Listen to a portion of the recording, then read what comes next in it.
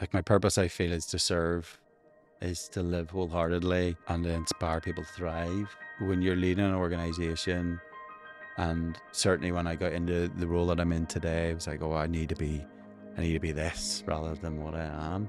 And I wrestled with that. What is authentic leadership? And the longer I've been in this role, I've discovered I am who I am. I lead in the way that I lead, and that to serve a team and the people that I work for and with is a real key aspect of that. Welcome to today's episode of the Forever Changed podcast. I'm Linda Miklas here with my co host. And I'm Lisa Strutt, and I am delighted to be joined in the studio by my friend and colleague, the wonderful Phil Alexander. Phil, welcome to the Forever Change podcast. Thank you so Welcome. much. Great to be here. Nice to meet you. Let's give our listeners an idea of who Phil Alexander is. So tell us a bit about yourself, Phil, and how we find you today. Okay. So I'm married to wonderful Lindsay. Lindsay and I first met way back in primary school, so when we were really young. Wow. Grew up in the same village, and then as school departed, then we reconnected a number of years later with the same sort of common upbringing in that local community. We got married when we were 27, and we have three lovely kids. Caleb, who's 14, he's a big rugby player, golfer. Caitlin is 12, just turned 12. She started a new school. She's learned to play the piano. And we've got Ava, who's our younger one, who gets away with everything. And she's 8. So yeah, I am part of an amazing family, and family is just really important to me. And I've the privilege to lead an organization called Cancer Fund for Children, where we support children, young people, and families who are impacted by cancer across this island. And I've been part of that for around 15 years. Oh, thank you for sharing that, Phil. And it was through Cancer Fund for Children that we first met. Me and my family were beneficiaries of the amazing service that you provide for families impacted by cancer. And what I love about the work that you do is it's so child and young person centric. Tell us a bit about why that matters so much to you. Wow. Yeah, I think, listen, I feel really passionate about that. And um, think, young people uniquely experience challenges in their own way, particularly around cancer in a family life, the distress, the trauma that can bring, um, also the opportunities for people that can bring as well.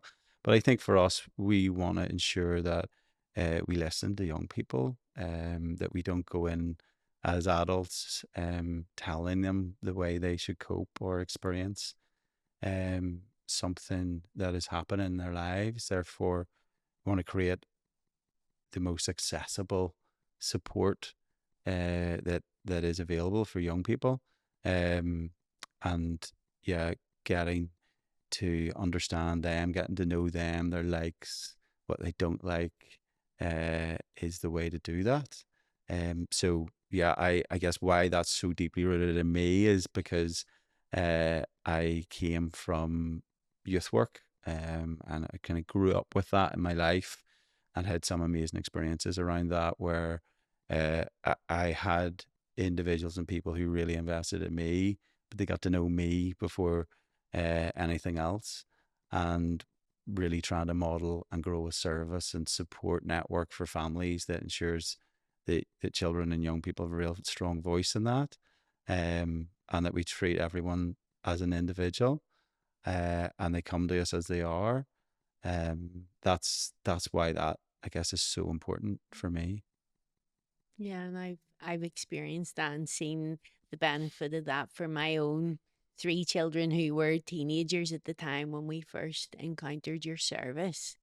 What took you into youth work in the first place and into working for an organization like Cancer Fund for Children? Because, cancer, it's not something you sort of run towards. Why did you go into that Yeah, path like of? again, really interesting question. So, and it links back into that um how free you are to really connect with young people. So I guess I became, or I studied to be a youth worker, youth community worker, and I'd worked in the voluntary sector, so in the not for profit sector, uh, for a number of years. Loved it. Had a lot of opportunity. Probably working in communities that were quite fractured and challenging, particularly here in Northern Ireland, where we were coming out of, I guess, years of conflict and division, and that was amazing for me and really formative. I then had another opportunity to work in alternative education, young people who were excluded from school, and mainstream just didn't work out. And again, felt that using my skills gave me a great opportunity to connect with young people who really felt on the margins. Um, and at that point, I was working within the statutory sector, and it just felt very rigid. And there was probably my vision for what therapeutic work could Mhm. be, and uh, really youth led work took me to apply for a job with Cancer Fund for Children. I didn't get the job, Hmm. but I was interviewed in this really amazing space. So these guys had a log cabin as a residential centre at the foot of the Moor Mountains near Mhm. Donard. I went in and interviewed there. I was captivated by the environment, and I thought I really want to work with these guys. So I applied again for another job, probably a year and a half later, and got the job. And at that point, I it was working as a youth community worker, but in hospitals and a bit of residential work in that log cabin. So there was a journey, I guess, through from volunteering to paid employment, working in really challenging communities, and partly some of the times in those environments, it felt there could be something more um, creative around that process of working and engaging with young people, using the outdoors as a tool for engaging, that I was really hungry for. So that took me to Cancer Fund for Children. And did you ever imagine then that you would be leading that organization now? Was that something you thought about? I definitely didn't at that point, and I had an opportunity over the last number of years to work through various positions within services mainly. So, but at each role I did, I just felt that I wanted to ensure I was making an impact. I had opportunities within the organization to develop as well. Um, and I guess I had a vision for where I thought the the the service could go, how it could um, use that informal approach, that very person centered, young person centered approach, and marry that with therapeutic work. And again, through that time and thrashing that out with the team, uh, we feel we've built something really special. Um, and yeah, leadership for me, I probably always felt I was a leader, but it's growing through the organization. Yeah, I feel really privileged to lead it now. Got an incredible team. I've got people who do their job better than I ever did it, and um, yeah, seeing the stories, the young people, the families be supported is amazing. Mm. Thank you for sharing that. So I'm curious, kind of what when Lisa presented the premise of this particular podcast, the concept of forever changed, kind of what, before you jump into your story, what invited you to say, yeah, I'll, forever changed. I'm interested in that concept. What did it mean to you just initially? I loved it. Yeah. Yeah, Excellent. I think as soon as Lisa said that, I was like, I can see that in Lisa, Hmm. and then I can see that in all of us. Yeah. So it's a fundamental shift that takes place, and it's maybe not just one moment, Right. but when it happens and we either look back or we stop and pause, uh, I think of those moments for me that changed direction, Yeah. changed my thinking, um, made me stop and reconsider. So yeah, as I say, it hasn't probably been just one moment. I can think of multiple Yeah. moments in my life uh, that have had that forever change moment. Well, you and your team are in just a unique position to actually be walking alongside people when they are experiencing a forever change moment, right? A Yeah, really poignant shift in their lives that'll impact the yeah, rest of their lives. So yeah, love that. Love that. Well, are you willing to dive into your story? yeah, absolutely. Um, Again, and it considered what story do I Yeah. tell? Because it Yeah. feels like there's loads, but I think the biggest forever change moment came um, in my early 20s, and I had the opportunity to go and live in South Africa um, as a volunteer mainly. So I had just finished university. I'd studied a theology degree. I had no idea what I was going to do with a theology degree because I certainly wasn't going to go into that traditional ministry church life. And my dad was saying, "What kind of job are you going to get, son? What's next for you?" And I said, "Listen, I'd really love just to go and um, I guess experience a different culture, learn, Yeah. just take time out." And uh, I found this sort of program in South Africa where I was going to be volunteering in a variety of roles, but mainly within a youth setting, supporting families, young people who were experiencing trauma, um, particularly young people who had been either living on the street or family breakdown. And so, yeah, I first and foremost, my family gave me the freedom to choose those things and probably some funding as well, which was amazing. I went to South Africa, um, and I remember uh, traveling out there and getting on a bus from the airport and driving through Durban, and this just sense of like stark contrast to what I Mm. was used to living in Ireland, and culturally it's just so different. Um, and it was before mobile phones. Mm. And I remember going to the only way to contact home was go buy a dialing card. Oh, right. And I remember when I first got to where we were staying in an international house of volunteers. So it was Americans, Canadians, Australia, French, Belgium, some Irish, and uh, finding out, okay, how do I phone home? And phoned home, told mum and dad that was fine, all that kind of thing.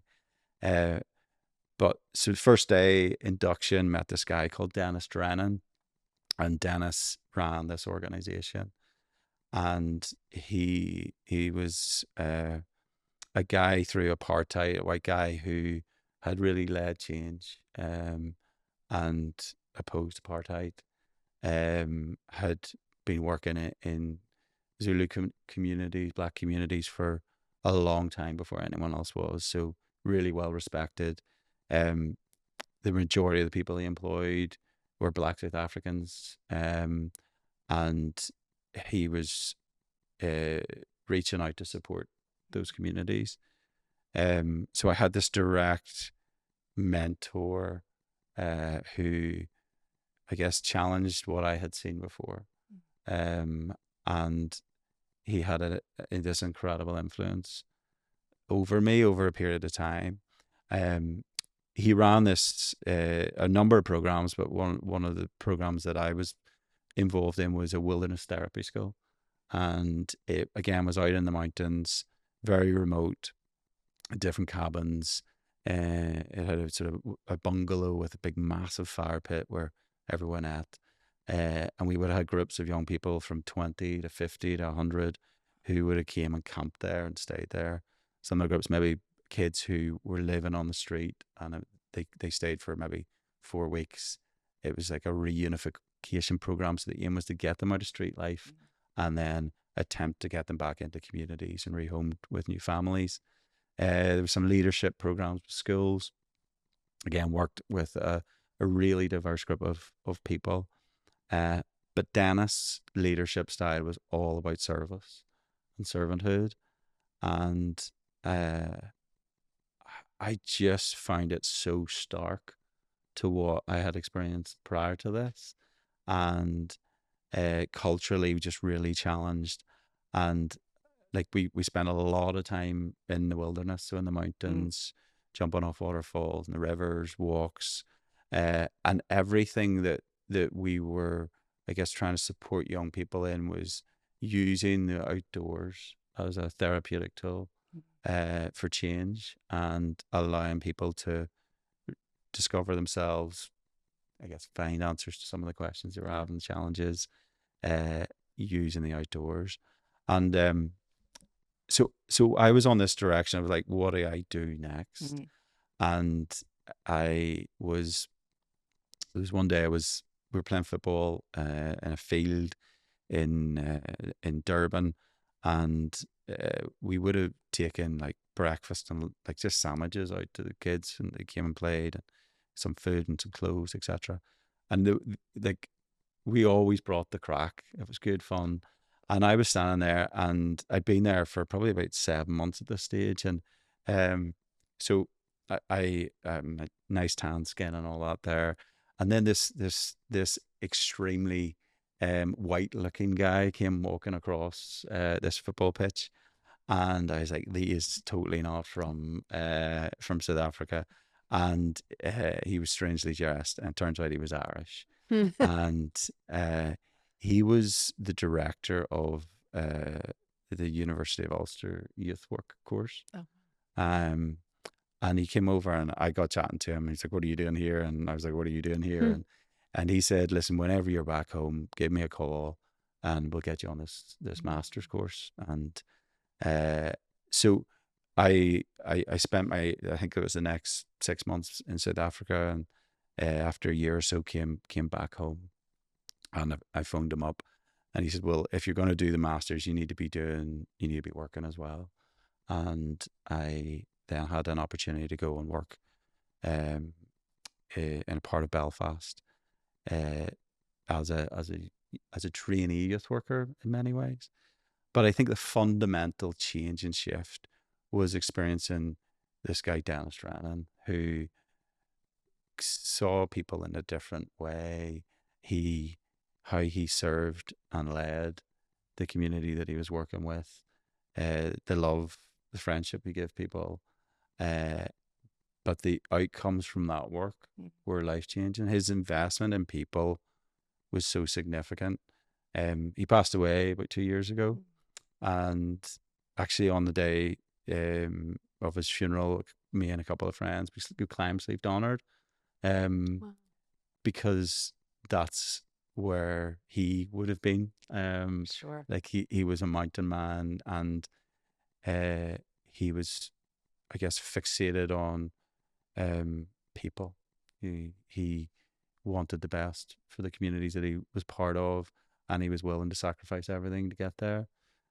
And I guess I took all the gift that he gave me, and it fundamentally became a part of what drove me to into the youth space, but also his approach to the work. So when you asked me earlier on, like how you got into this, I think that was the fundamental driving push was I felt that I wanted to do a job that had purpose and but was meaningful, uh, and that lives could be transformed as part of that. Mhm. That's a beautiful story. Thank you. Thank you for sharing that. I'm curious about what you noticed and how it has impacted how it even impacted your time in South Africa, right? Like, were there beliefs that you had coming in, and then you met him, and you saw the outcomes and the way that he was working with people that really, influenced your go forward? Like, did Yeah, like I think, like I said earlier, I studied theology, yeah. so um, but I didn't grow up in eh, really in a family that was really focused on a church community. Hmm. Um, but I was definitely taking that into where I went next, and I was really struggling to say how do I take a life that I want to give back, Hmm. uh, into, but not in as a church. And I was wrestling with what does that look like for me. Yeah. Um, and I think his example and what he did in his community over many years, I could see he just invested in people, and he saw a need, and he went and met that need, and he created an Yeah. organization. He went around the world and got funding for this organization, and he then delivered on what the mission was on that. Um, I think it changed me in terms of how I understood my own spirituality, Hmm. and that I was less orientated to the beliefs of my spirituality and more orientated into my action Hmm. and purpose Yeah. of what it means to serve people. And I even think back to, like, eating last, Hmm. and like you would never see Dennis Drennan walking up to the front of a queue. He was always last to eat Yeah. until all the kids were fed, etc. Um, no activity was ever finished until the kid that came in last was there alongside him or one of the team, and really the focus was never on those who led, but also those who came behind. Uh, and that really challenged me to be more inclusive Hmm. of people. Um, we spent a lot of time listening to stories. Like, we spent a lot of time around campfires, just listening to people and getting to know people's stories, experiences, a bit like you're doing now. This is Yeah. the Right. campfire. Right. Right. Uh, like That's what we should add next, is a campfire. No. just sharing, like, Yeah. Mm. learning and perspective. And I started to learn from these kids who were experiencing really challenging, Mm. like kids as young as 6 who ran up the street, um, and being influenced and exploited, and what it caused them to be there. And yeah, that was humbling, but also the resilience I could Hmm. see in these children, and what they needed was some support to help them get out of the situation, the challenge that they were facing. Yeah. Um, and yeah, so that started to define as me uh, and where I went next. Um, and yeah, I got as soon as I got home, I think my first job, um, I got paid £6,000 a year to do it, and my dad was just like, "Son, you're never going to be able to do this. Like, you need to get paid money." And then, like, I managed to swing some more money, and it ended up not very much. And I stuck around there, and I was again a part of a community that there was a lot going on. There was a lot of trauma, intergenerational trauma, and managed to get alongside young people in a way that, like, I can go back there now, and these guys are in their 30s and 40s, and uh, I can walk in and there's a real deep connection and Mm, respect. So I guess I learned how to connect, how to build authentic relationships yeah. with people, but not transactional. Yeah. Yeah. I don't know. I was just kind of struck by the spirit of what's possible, like how that grew in throughout the story that you told. It was kind of, here's what's possible. I'm going to go experience, a different culture, right? And then I get there and I meet this guy, and we're doing all this work in nature and pulling that in, and it just seems like that was just an ever expanding kind of paradigm of what's possible that you were able then to kind of bring back. It's very inspiring. Thank you for Hmm. sharing that. Yeah, thank you. Phil, I'm really curious about when you first got there. You know, this young guy from Northern Ireland rocks up in South Africa. I mean, I it must have been an assault on all your senses. Yeah, I think I was naive. Like I certainly uh, like South Africa was interesting. It was sort of late 90s, so come out of apartheid, fresh thinking, leadership. Um, but like South Africa's a dangerous place. And I, it was funny because I was able to go into those places. Like my relationships were all with black Zulu guys, you know. It was like, and I had permission to go into those communities. It was bizarre, and probably because it was Irish. Like Mm, I wasn't South African, I wasn't white South African. Uh, that gave me a permission. So yeah, there was days where, oh, geez, I feel a bit unsafe at times, and culturally. But again, I think there's so many similarities between Ireland and so many different countries, and or how we connect, how we build relationships, or with people, or just our desire to get to know. And I had some unbelievable experiences. Coming back was probably a harder thing. mm. Yeah, tell us about that, Phil. What was that like? A- Again, when you see and experience poverty in a way that you never expect that to be, I think the good thing about my experience was it wasn't from the sidelines. I wasn't like someone that was coming in to look in and observe it in a like a tokenistic way. Like I wasn't a tourist at that point. I was participating and working there. Uh, but when I came back home, it just felt like what I'd seen I couldn't unsee. Um, and certainly how we live our lives here, um, in part the privilege that we have, um, and just trying to wrestle probably with that. Took some time just to readjust.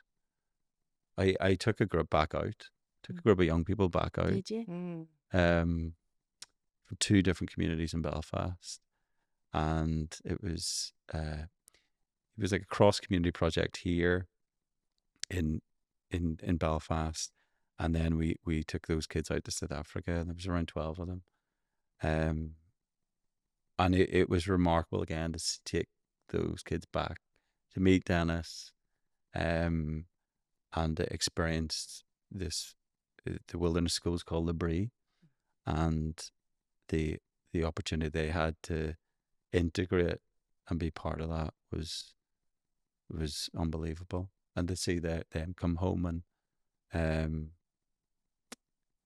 have a different experience, really Mm. powerful. What do you think Dennis's legacy has been for you in your life and leadership? I like really interesting because certainly I think I keep landing on like my purpose. Like my purpose, I feel, is to serve, is to live wholeheartedly, um, and to inspire people to thrive. So that service piece, uh, which at times I've like when you're leading an organization, And certainly when I got into the role that I'm in today, it was like, oh, I need to be this rather than what I am. And I wrestled with that.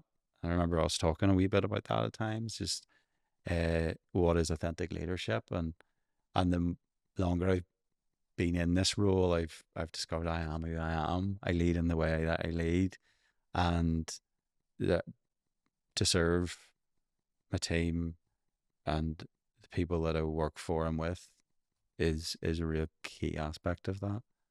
Really fundamental. Like I was a guy that was there for a period of time, but he was journeying with me throughout life. And we need people like that. And it sounds like you're that for other people. Does it? Yeah.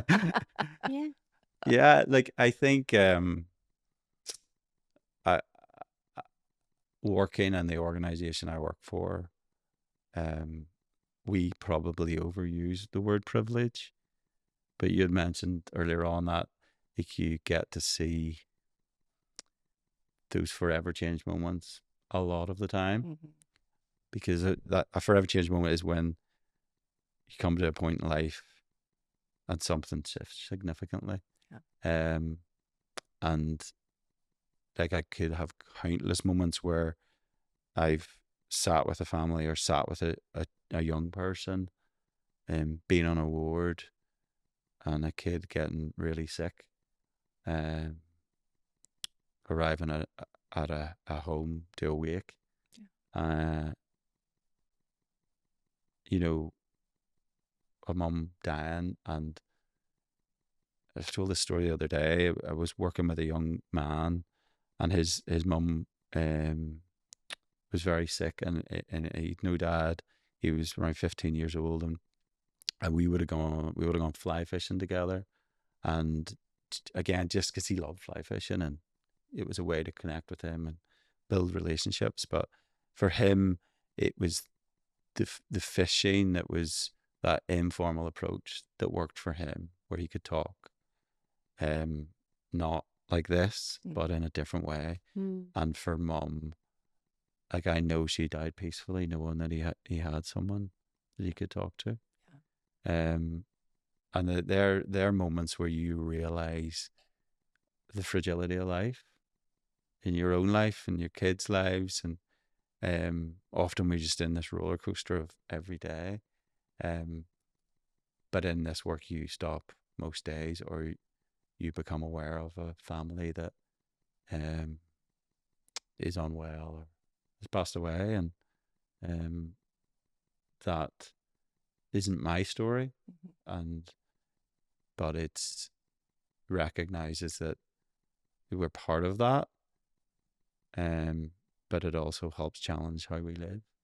So, have you noticed like a, I don't know, is there a common thread that you notice exists across some of these encounters that you have and these relationships that you build, whether it's you or through the work of your team? But is there just kind of a, certainly the desire to be of service, but is there something else that you've kind of noticed? I think authentic, Mm. trusting relationships. So, um, like we would talk a lot about that. You could go nowhere, and you can't do any of this unless unless you seek to build trust with people and rapport. Mm. Um, and I think our team do that really well. And yeah, I think that being with and alongside people, um, like some might call it a therapeutic relationship. Um, I think for us, it's like understanding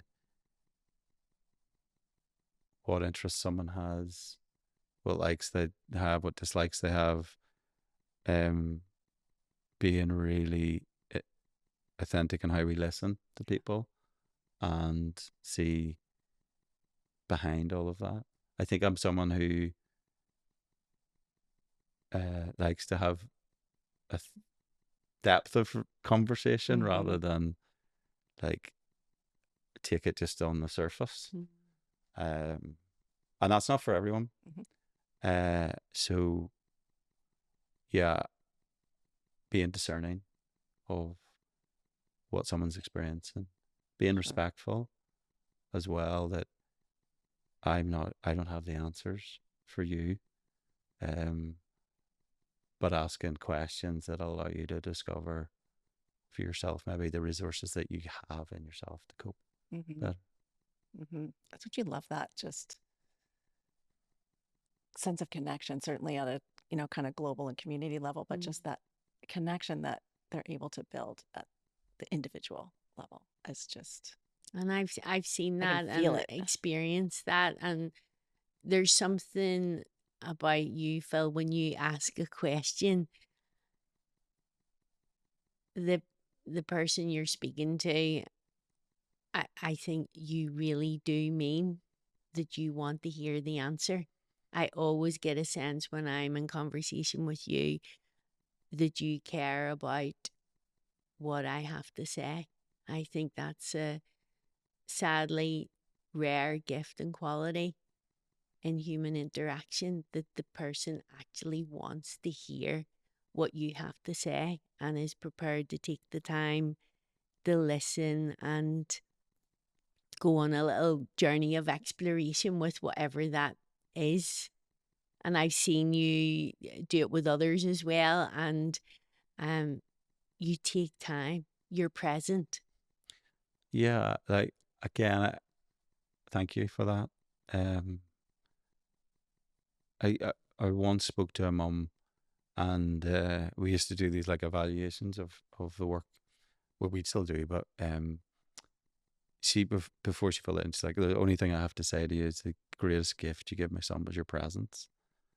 And I thought that deeply about that. That's always sat with me, is like, if we can be present in each other, then that's where genuine listening happens. And um, I love that. I love it when you make those connections, and you don't with everybody.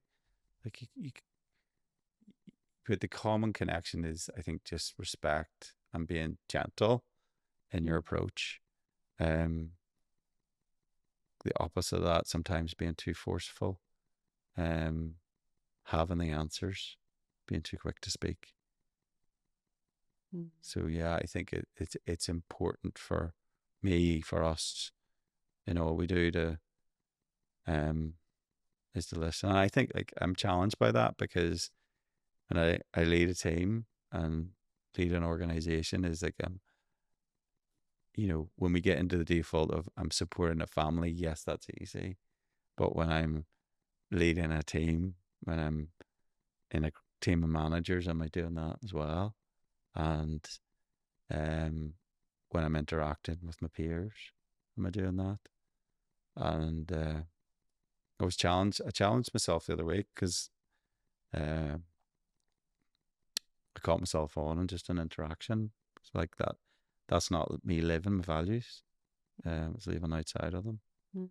So certainly, I think like my faith has influenced my perspective on values, and how I want to live that life of service, um, of the bigger picture. I wanted to ask you, Phil, like what wilderness is for you. You're in a really, again, it's a big job. It could be a heavy job, even though it's a privileged role, and you've talked about that. Like, where do you find your wilderness? In terms of hopeful wilderness of restoration or dark Yeah. despair. Well, it depends what it is for you. Yes.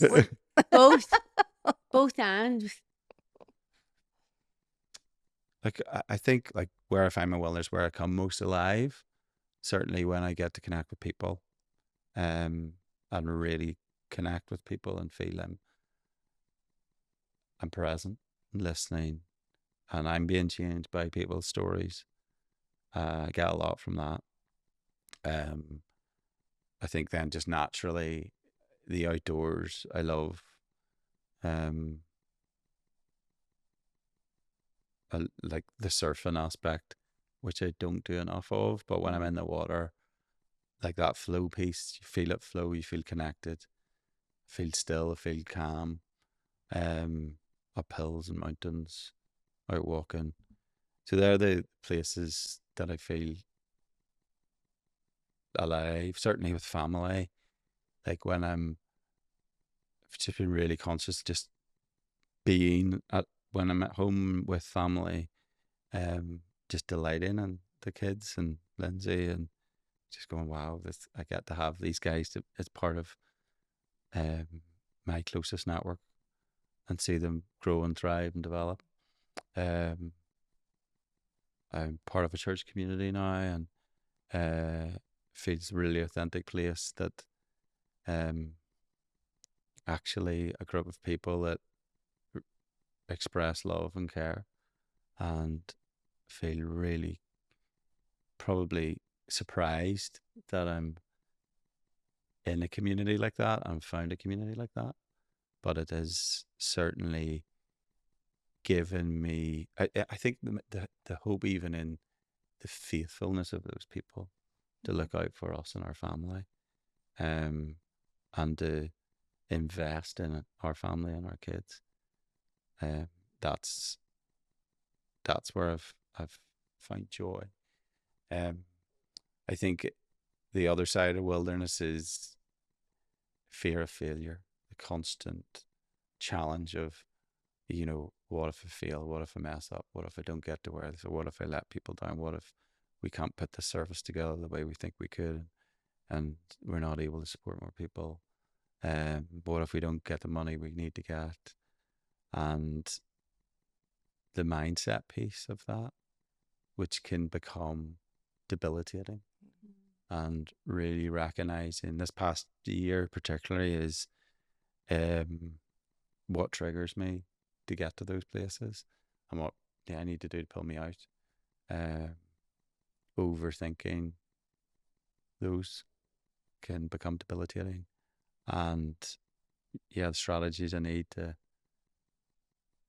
to step away from those limiting beliefs. That is something to take away from today's podcast. Thank you, Phil. It So many is. pearls of wisdom in this. I It's- know.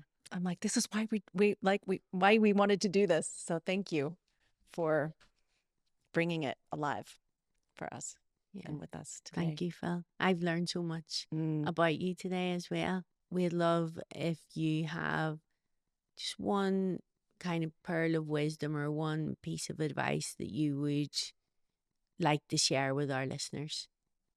Wow, that's a big one. Right. I think it's what that mum told me was like the greatest gift that we can give anyone is your presence. Mm-hmm. Like that has sat with me, and it's a continual challenge and a continual reminder of whoever I connect with in a day is like, am I going to give them that? Am I going to just be with to allow them to be themselves and to listen, to be respectful, to be present, to nurture a conversation? That's probably mine. Phil, thanks for joining us today. We really appreciate it. It's been great. Thank you for tuning into the Forever Change podcast with our special guest, Phil Alexander. See you on the next one.